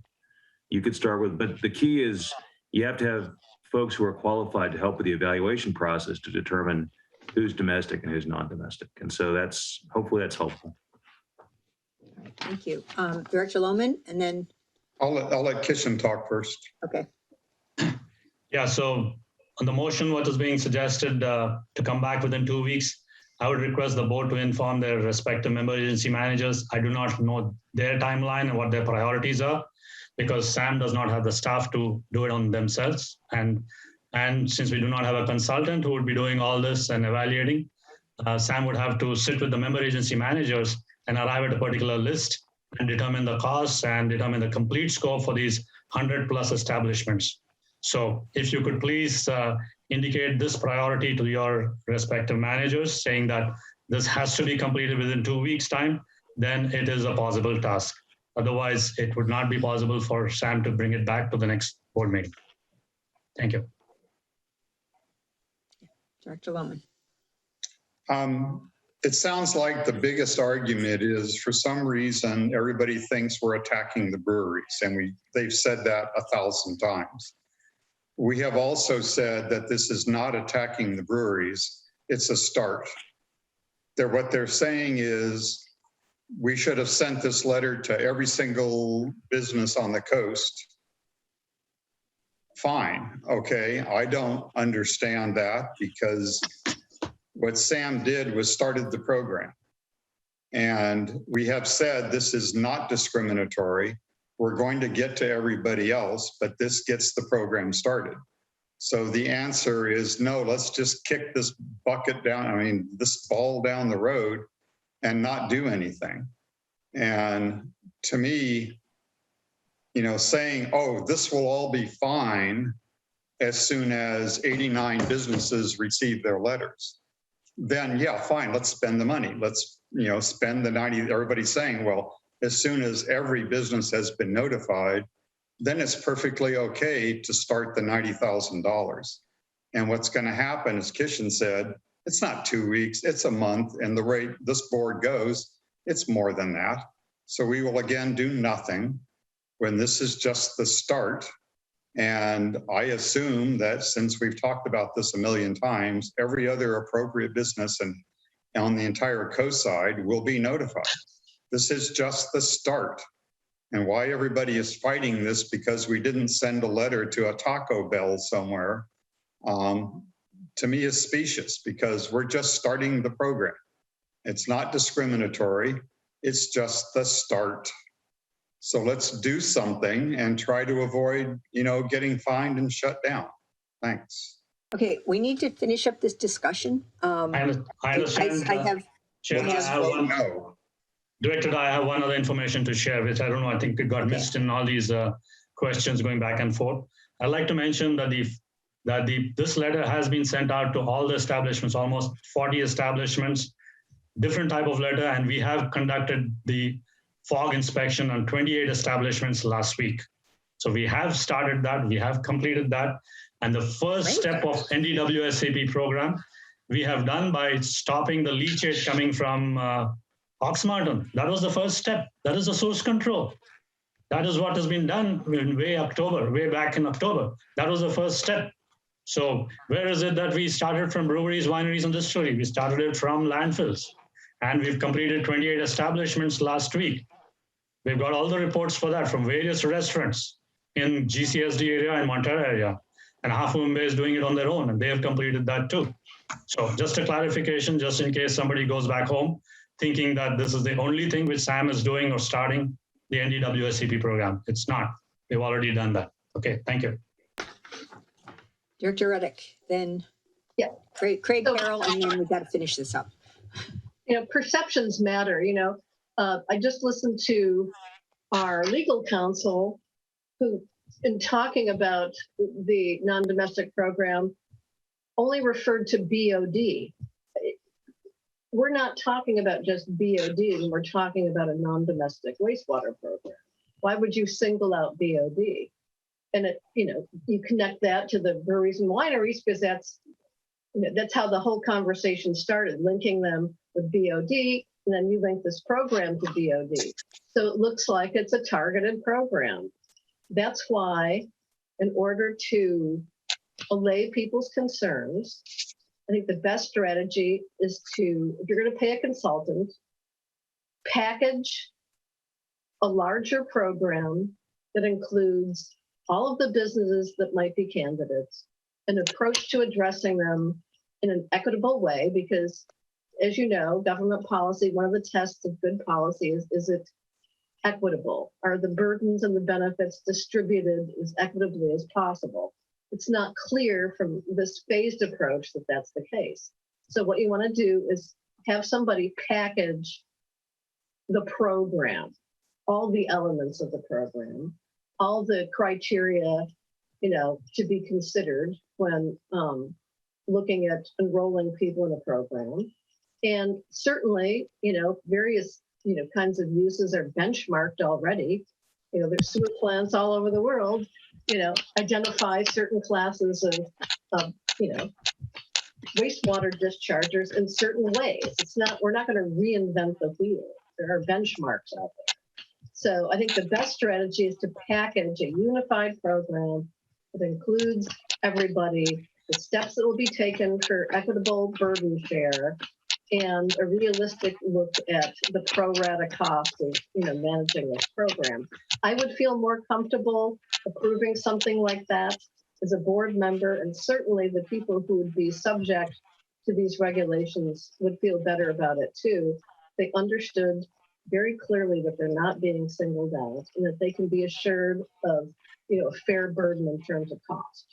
So I think it's a matter of, we know we need a program, but we're not going about it the right way. So we need to go about it the right way to get buy-in from the stakeholders or the people who will be subject to these regulations right out of the gate. And it takes a little longer time to do that. That's what we should be doing. I agree with that. Well, there's a motion on the table. I should actually perhaps clarify it to say to bring this back with the questions answered either at the next meeting or a subsequent meeting. Is there a second to that motion? I'll second. Is there any further discussion? Director Lohman. I will be stunned in 2 weeks, and I will admit that I am stunned if every single question in an entire program that's equitable to everybody on the coast-side is developed and ready to go in 2 weeks. I will be stunned, and I will apologize when that happens in 2 weeks. Could we repeat the motion for clarity, please? The motion is that we bring this matter back before the board at our next meeting or as soon thereafter as possible, with questions that have been posed by board members and the public, with answers to questions posed by the board members and the public, and an analysis of how the initial steps will fit into a fully fledged program for all non-domestic dischargers. The motion was changed from 2 weeks to as soon as possible. No, well, my intention in making that change was to say either 2 weeks or the next meeting, to give a little more time if it can't be prepared in 2 weeks. I mean, it's a trade-off between getting it done quickly and getting it done right. So if we can get it done in 2 weeks, great, because I do agree it's an important program and we're all supportive of getting this program in place. So can we get the member agencies to participate in that? Is that also a part of the motion that yes, the member agencies and SAM put together the consolidated program and bring it back within a reasonable amount of time? Is that a better motion? Or is that an acceptable amended motion? Yes. yes. Yes. Okay. I have a question. Accept the amendment, just the second, or accept the change.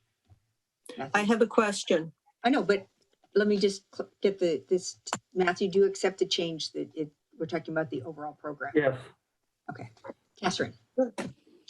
And Keishan asked for direction as to what staff is supposed to be doing about this in the next 2 weeks. So you're just saying it's all the development and paperwork. Is there any guarantee from the other 2 member agencies that this will be able to be adopted in 2 weeks? The Or motion are is we no looking longer at requiring it in 2 potentially weeks. longer? It's requiring it in 2 weeks or a subsequent meeting. That was included in the new motion. Or a subsequent meeting? Thank you. Okay. Let's move on. Let's vote and get out of here. Can we have a roll call, please? Director Ruddock, Yes. Director Lohman, No? Director Clark, Aye. Director Penrose, Yes. Director Slater Carter, No, and for the record, Montero will not be responsible for any fines or fees or penalties or anything of the like if this is delayed over 2 weeks from any of the incipient costs that come along from either the regulatory agencies or the stakeholders.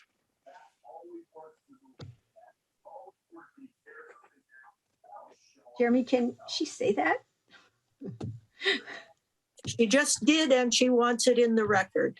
You know, I mean, she voted the way she voted. I voted, and I want the vote explained. Yeah. It's I would say Thank just, I'd recommend just continue with the vote, Chair. Okay. Go on. Are we finished? I guess. Director Dye. Yes. Okay. Phew. All right, moving on. We'll authorize the general manager to enter into a contract with Peninsula Pump for relocating the pump for rotary drum thickener from upstairs to basement of MB2 building not to exceed $60,000.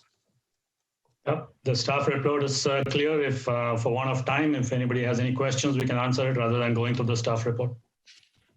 Can I have a motion?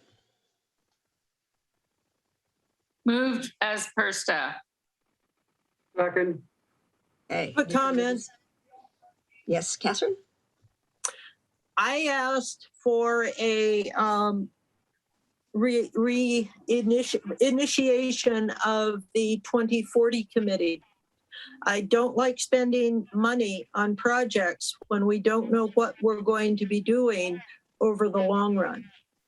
I think this is a necessary project. I will probably be voting yes for it, but I would like to see this agency looking at all of the hazards and natural disasters that its contemporary design, its old design and its current design have left it subject to.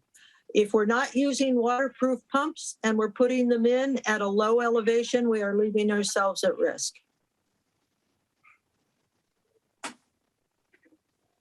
Kishan, can you just address the question of waterproof pumps? And Yeah, this is the same pump which is being used on the RDT. We are just moving it to a different location downstairs in the basement. So it is better protected, better suction, because we need a flooded suction for these type of pumps, which are progressive cavity pumps.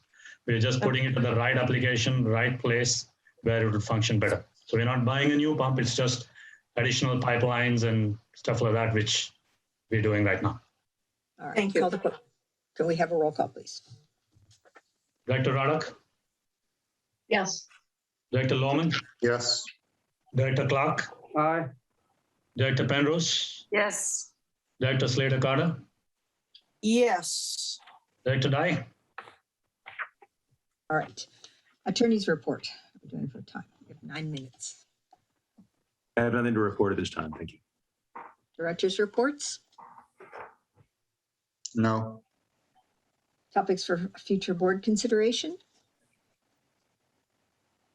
Oh, what happened to the manager's report? Oh, I want to hear the manager's report. Yeah, I was My looking apologies. forward for that. I was wondering why you skipped it. I had switch to the next page. I had it printed out and I didn't know if you were angry with the manager and didn't want to give him No, a not chance. at all. I'm looking Okay. forward to the manager's report.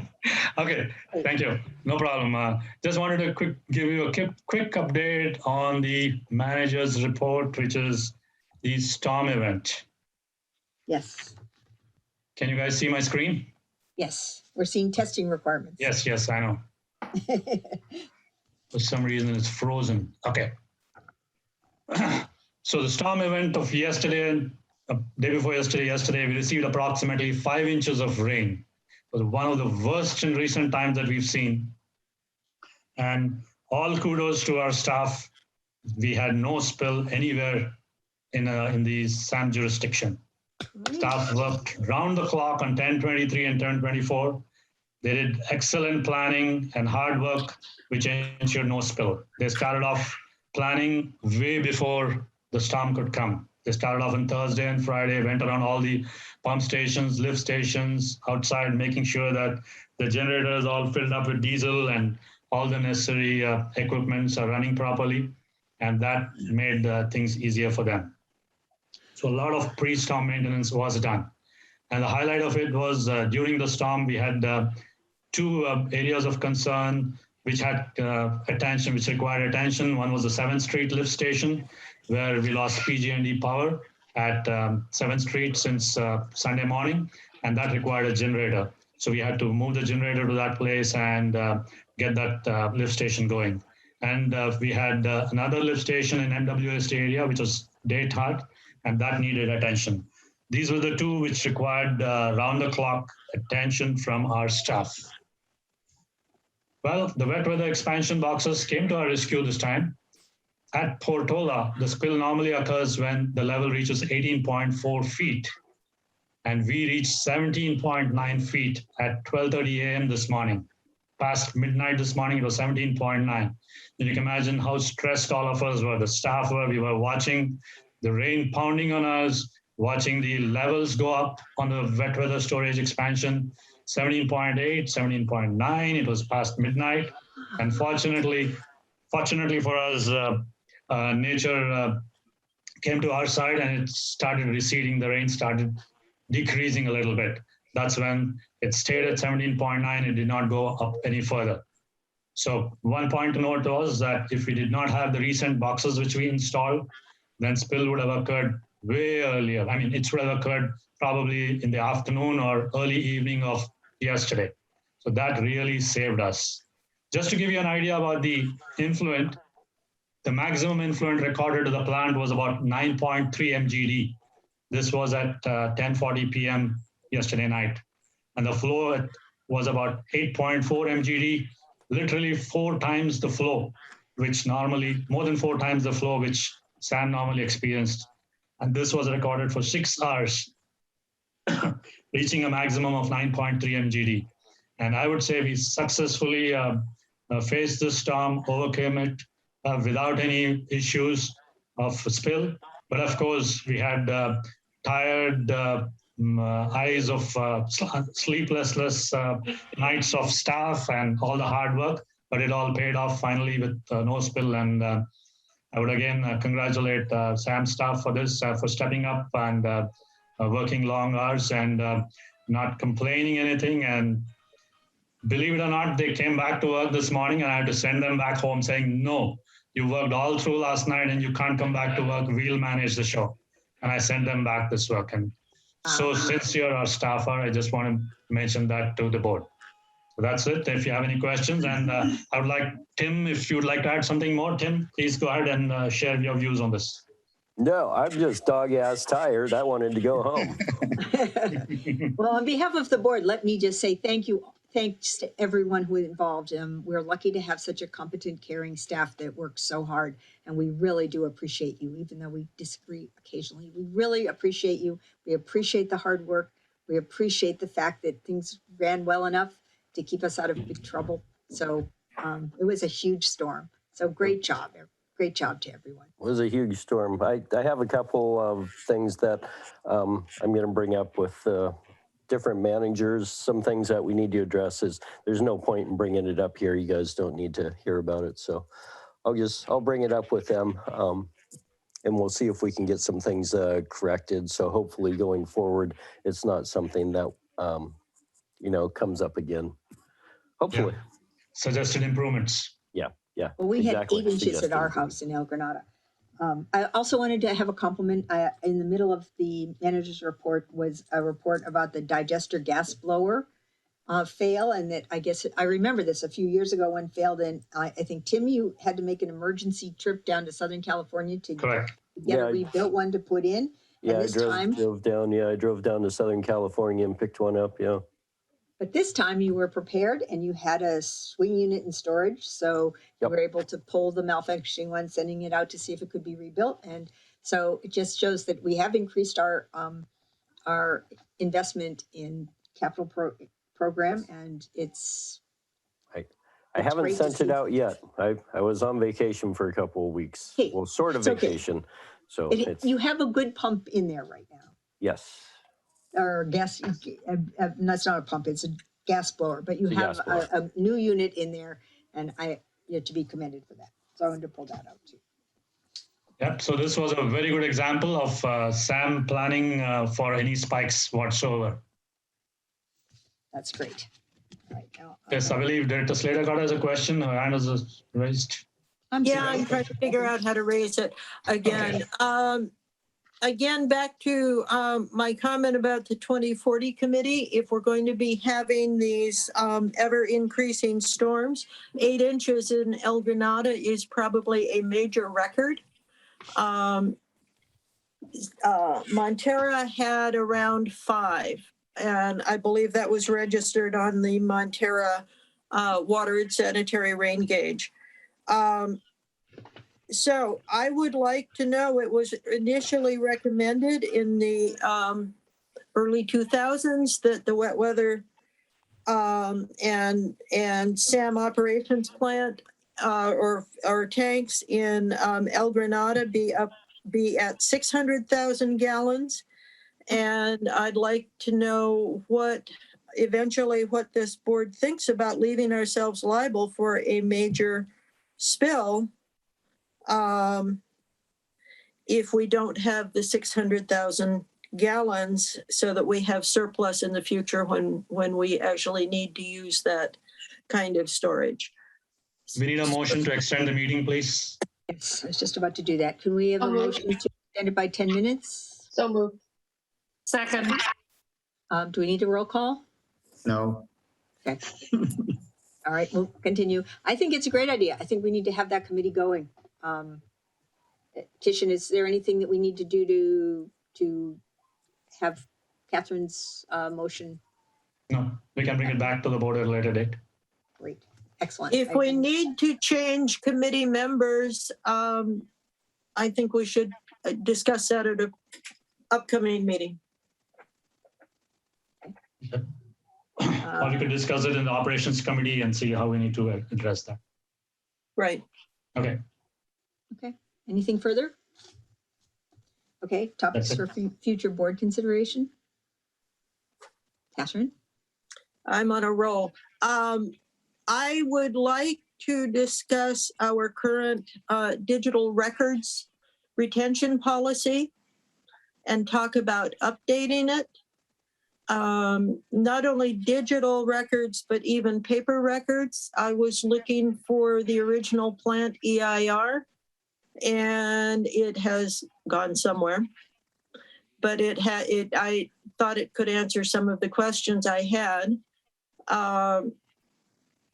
And so I would like for us to be on top with all the new digital stuff and our recordings of these meetings and so on. I'd like for us to be talking about the current standards and what this agency needs. Okay. Thank you. Anything else on that? We should move to closed session. We do have some items in closed session. Anything further on the open session? Then let us adjourn to closed session. Yes. Good night, everyone. Good night, Tim. Good night. Thank you. Yeah.